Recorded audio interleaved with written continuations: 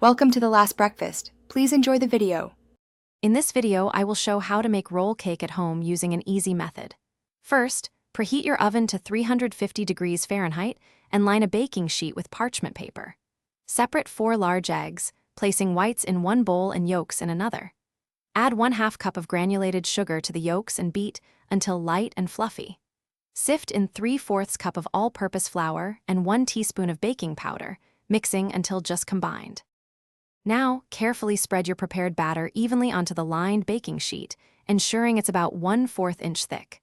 Bake in the preheated oven for 12 to 15 minutes, or until the cake springs back when lightly touched.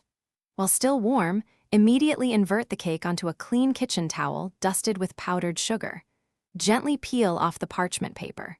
Starting from one short end, tightly roll the cake with the towel inside. Let it cool completely in this rolled shape. Once your cake has completely cooled, carefully unroll it. Now it's time for the delicious filling. You can use a simple whipped cream, a fruit preserve, or even a chocolate ganache. Spread your chosen filling evenly over the entire surface of the cake, leaving a small border. Gently re-roll the cake, making sure it's tight and even. Wrap it in plastic wrap and chill in the refrigerator for at least 30 minutes to set the filling and firm up the cake.